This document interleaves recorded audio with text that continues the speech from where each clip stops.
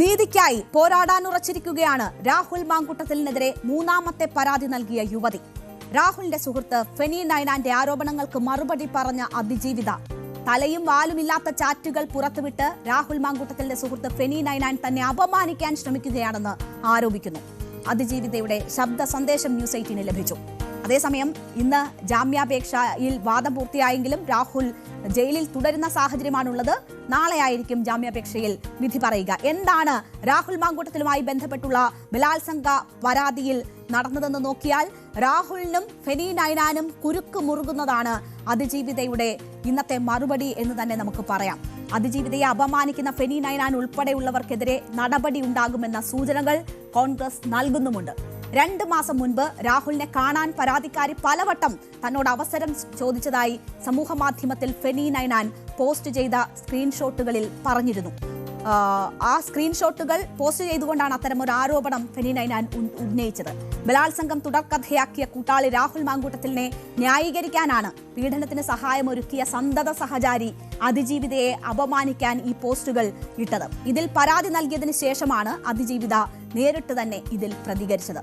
തലയും വാലുമില്ലാത്ത ചാറ്റുകൾ പുറത്തുവിട്ട് രാഹുൽ മാങ്കൂട്ടത്തിലിന്റെ സുഹൃത്ത് ഫെനി നൈനാൻ തന്നെ അപമാനിക്കാൻ ശ്രമിക്കുകയാണെന്ന് അതിജീവിത പറയുന്നു.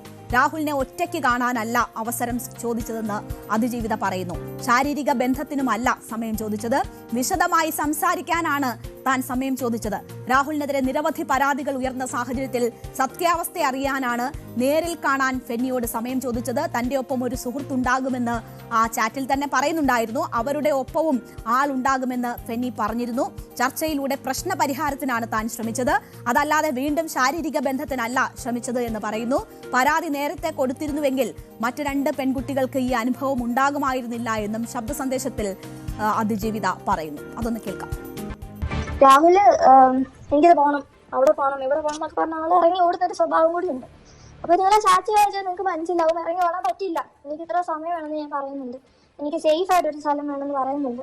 പിന്നെ രാഹുലിനെ കാണാൻ വരും എന്ന് പറയുമ്പോൾ ഞാൻ രാഹുലിൻ്റെ അടുത്ത് പറയുന്നുണ്ട്, ഞാൻ എൻ്റെ സൈഡിൽ നിന്ന് ഞാൻ ആരെങ്കിലും കൊണ്ടുവരും. രാഹുലിൻ്റെ സൈഡിൽ നിന്ന് രാഹുലിൻ്റെ അമ്മയോ ചേച്ചിയോ കുറച്ച് ഫ്രണ്ട്സിൻ്റെ പേരുണ്ട്, അത്രയും ഫ്രണ്ട്സോ അല്ലെങ്കിൽ ഫെനി എങ്കിൽ ഫെനി ആരെങ്കിലും കൊണ്ടുപോകും.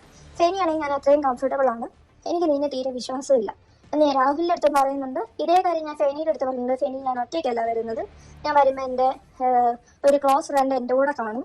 ഇപ്പം രാഹുലിൻ്റെ കൂടെ നീ വരണം, നീ വരുന്നതാണ് എനിക്ക് കംഫർട്ടബിൾ ആയിട്ടുള്ളത്. പിന്നെ നമ്മൾ കണ്ടിട്ടില്ലല്ലോ, എനിക്ക് നിന്നെ കാണുന്നതും കൂടെ ചെയ്യാമല്ലോ എന്ന് ഞാൻ ഫെനിയുടെ അടുത്ത് പറയുന്നുണ്ട്. പിന്നീട് ഞാൻ ഈ സേഫ് പ്ലേസ് വേണമെന്ന് പറയുന്നുണ്ട് ഇവരായിട്ട്. അതൊക്കെയാണ് നിങ്ങൾ കണ്ടുകൊണ്ടിരിക്കുന്നത്. ഈ തലയും വാലും ഇല്ലാത്ത കുറച്ച് ചാറ്റുകൾ മാത്രം പുറത്ത് വിട്ട് എന്നെ പീഡിപ്പിച്ച ഒരാളെ വീണ്ടും എനിക്ക് 3-4 മണിക്കൂർ കാണണമെന്ന് പറയുമ്പം എന്നെ സ്ട്രക്ചർ ചെയ്യണം എന്നൊരു ഉദ്ദേശത്തോടുകൂടി മാത്രമാണ് അത് പുറത്തു വിട്ടെന്നാണ് എനിക്ക് മനസ്സിലായത്. 3-4 മണിക്കൂർ കാണണം എന്ന് പറഞ്ഞതിൻ്റെ ഉദ്ദേശം എനിക്ക് എല്ലാ കാര്യങ്ങളും ഒന്ന് സമാധാനത്തോടെ ഒന്ന് സംസാരിച്ച് ഐ നീഡ് ക്ലോഷർ, അത് ഞാൻ കൃത്യമായിട്ട് പറഞ്ഞിട്ടുള്ളൊരു കാര്യമാണ്. സേഫ് ആയിട്ടുള്ള സ്ഥലം വേണമെന്നാണ് ഞാൻ പറയുന്നത്.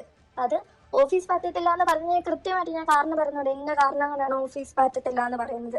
മറ്റെവിടെയായാലും എനിക്ക് കുഴപ്പമില്ല, രാത്രി ആയാലും പകലായാലും കുഴപ്പമില്ല. ബിക്കോസ് ഞാൻ ഒറ്റയ്ക്കല്ല പോകുന്നത്, എൻ്റെ കൂടെ ആൾക്കാരുണ്ട്, അവിടുന്ന് ആൾക്കാരെ പറഞ്ഞ് ഞാൻ പറഞ്ഞിട്ടുണ്ട്. അല്ലാതെ നിങ്ങൾ വിചാരിക്കുന്നത് പോലെ ഈ 3-4 മണിക്കൂറിൽ എനിക്ക് വീണ്ടും രാഹുലിനോട് ഫിസിക്കൽ കോണ്ടാക്ട് ഉണ്ടാക്കാൻ വേണ്ടിയിട്ടല്ല ഞാൻ പോകുന്നത് പോലും. പിന്നീട് ഇവരിങ്ങനെ ഒഴിഞ്ഞു മാറി എനിക്ക് മനസ്സിലായി ഇവരിത് ഒഴിവാക്കുവാണ്. പറഞ്ഞിട്ട് ചെല്ലുവാണെങ്കിൽ രാഹുൽ മുങ്ങുമെന്ന് എനിക്ക് ഉറപ്പുള്ളത് കൊണ്ട് രാഹുലിനോട് പറയാതെയാണ് ഞാൻ പാലക്കാട് ചെല്ലുന്നത്.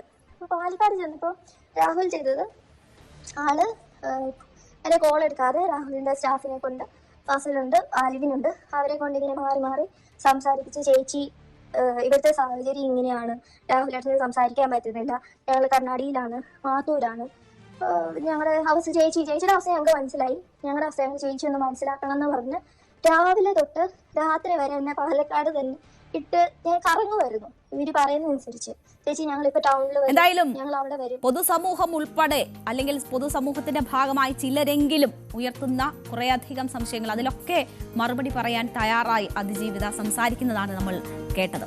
യുവതിയെ അറിയാമെന്നും രാഹുൽ അവരെ പീഡിപ്പിച്ചെന്ന വിവരം അതിശയമായി തോന്നിയെന്നുമാണ് ഫെനി ആദ്യം സമൂഹ മാധ്യമങ്ങളിൽ പോസ്റ്റ് ചെയ്തത്. ഇതിന് പിന്നാലെയാണ് ചാറ്റുകളുടെ സ്ക്രീൻഷോട്ടുകൾ പോസ്റ്റ് ചെയ്തത്. അതിജീവിതയ്ക്കെതിരായ സൈബർ ആക്രമണത്തിൽ കേസെടുത്ത് രാഷ്ട്രീയ വേട്ടയാടൽ നടക്കുന്നു, കേസ് വന്നതുകൊണ്ട് താൻ പിന്നോട്ട് പോകില്ല എന്ന് പിന്നീട് ഫെനി നൈനാൻ ഫേസ്ബുക്കിൽ കുറിച്ചു. എന്തായാലും സന്തത സഹചാരിയെ അല്ലെങ്കിൽ യജമാനനെ രക്ഷിക്കാൻ വേണ്ടിയൊക്കെയാണ് ഫെനി ഈ കാര്യങ്ങളൊക്കെ കാട്ടിക്കൂട്ടിയത്. ഇപ്പോൾ കോൺഗ്രസ് അതിനോട് പ്രതികരിക്കുന്നുണ്ട്. രാഹുൽ മാങ്കൂട്ടത്തിനെതിരെ പരാതി നൽകിയ അതിജീവിതകൾക്കെതിരായ അധിക്ഷേപത്തിൽ നടപടി ഉണ്ടാകുമെന്ന സന്ദേശമാണ് ഈ വിഷയത്തിൽ ശക്തമായ നിലപാട് സ്വീകരിക്കുന്ന പ്രതിപക്ഷ നേതാവ് വി.ഡി. സതീശൻ നൽകിയിട്ടുള്ളത്. അത്തരക്കാർ പാർട്ടിയിൽ ഉണ്ടാകില്ല, ഫെനി നൈനാനെതിരെ നടപടി ഉണ്ടാകും, സ്ത്രീകളെ അധിക്ഷേപിക്കുന്നവർക്ക് കർശന താക്കീതാണ് നൽകുന്നതെന്നും വി.ഡി. സതീശൻ പ്രതികരിച്ചു.